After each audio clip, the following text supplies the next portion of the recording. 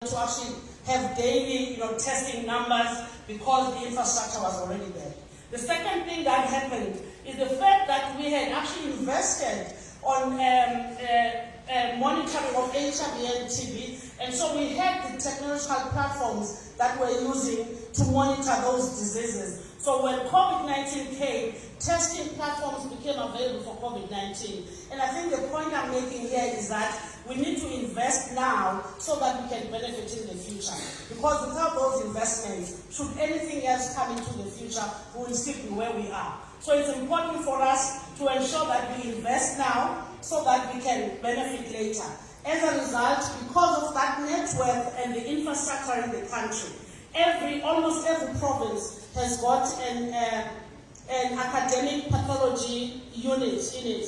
And that is where we're able to form this network for genomic surveillance. And that's why, together as the NHS academia, as well as other research units in the country, we're able to form this, and we're able to actually lead the world once in a while, insofar as genomic surveillance and even with identification of some of the new variants that were coming up. And this really talks to making the investments at the appropriate time. So what am I saying? The role of pathology and laboratory medicine in health, it must be appreciated. First, we need to understand the importance of pathology and laboratory medicine, and it must be prioritized. And if we say it is of priority, if we say it is what defines the kind of medicine that we practice, then we need to commit to invest in laboratory diagnostics, whether it's at lab infrastructure level and quality management systems, because it's no use to have labs that have got poor quality. But also, importantly, is to ensure that we train the human resources that we require. We train the young, the youngsters that have got the minds who are going to assist us and help us in understanding and in actually utilizing the data that we generate in those, in those different labs. And lastly, we can never do this alone as the public sector, but we need to make sure that we include the private sector, because most often than not, the private sector, especially in pathology, seems to be way ahead of us as the public sector. And we need to find mechanisms where we can work together. So really my point is, if we fail to plan right now, we are definitely planning to fail in the future. Thank you.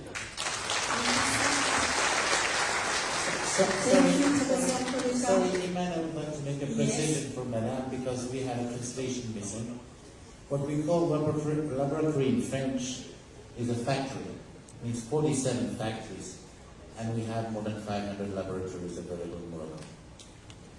Thank you. Merci, Monsieur le Ministre. Merci au professeur pour les interventions.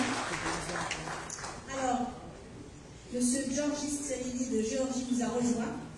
On va le laisser se reposer un petit peu, ou you want to have your session now? Yes, does it just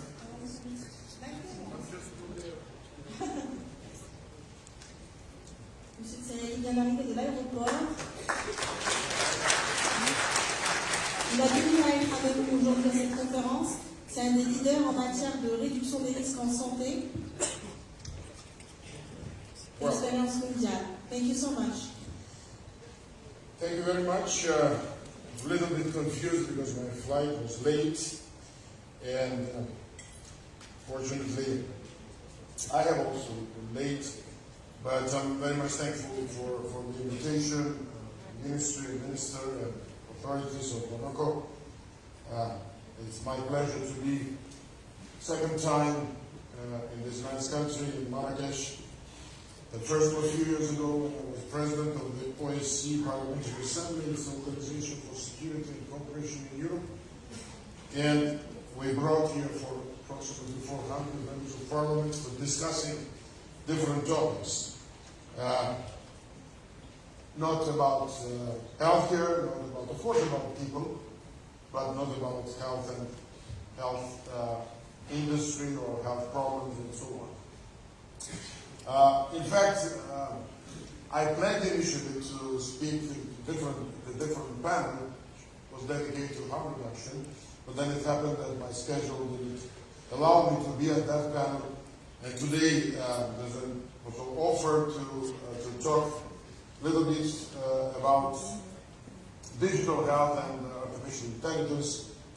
At the outset, what I like to say, when I was minister approximately 20 years ago in my own country, Georgia, there was somewhere in heaven all these technologies that we see now. And it was even fairy tales when I was a student or when I started my medical career as a neurologist. I never could imagine that science and technologies could go that scale and that to reach the let's say level that we have today. So it's really we have a revolutionary advances in digital health and this is transforming health, medicine, and biomedical science, and of course we're defining and re-engineering the tools needed to create a healthy future. Developments such as cloud computing or artificial intelligence, machine learning, blockchain, digitally mediated diagnostics and treatment. Maybe there are people who know this much more better than I know, or there are practitioners, but we all know that those advances and those technologies, consumer-facing mobile health applications, are now very routinely used in self-management, healthcare, and biomedical science.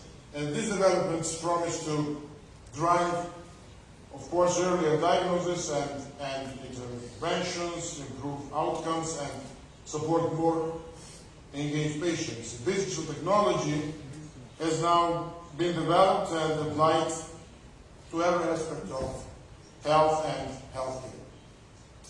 We all see the potential in digital innovation and healthcare delivery in the following areas, and I'd like to list it: advancing diagnosis and treatment, ensuring care continuity, facilitating off-site patient management through telemedicine, is becoming more and more popular, and of course partnering with individuals to support self-management and reducing error and waste in the delivery system. So as digital health becomes increasingly sophisticated and capable in capturing social, behavioral, and environmental determinants of health, and clinicians and caregivers can learn more about the individual and the context of their daily lives, including individual preferences, values, interactions, exposures, deliver targeted preventive and active care, or to restore their health after the illness. As individuals gain more access to their health data and application programming interface, and it's, of course, the providers use this data for clinical decision making using artificial intelligence, machine learning, and it is essential to fulfill foundational infrastructure requirements. To achieve the full potential of digital health, the healthcare industry and governmental leaders must cooperate, and develop shared governance, creating a unified digital health system architecture. The progress of digital technologies is obvious and can be observed in the millions of viewers of different streams. The video streams is customers who shop online, what we are doing not every day, but quite often. And the growing number of consumers, patients, clinicians who are embracing mobile health applications, and of course, artificial intelligence-enabled diagnostic aids, and many other clinical decision support tools. Envisioning and achieving a healthier future through digital innovation will require a deeper investment in evidence-based research, both clinical and field studies, and commitment from diverse stakeholders. But the potential for rewards and of course the outcome, of course, enormous in this field.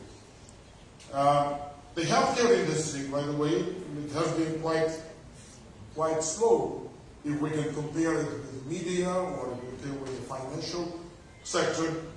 But I think it's accelerated in the last few years, and we see, of course, much more promising results.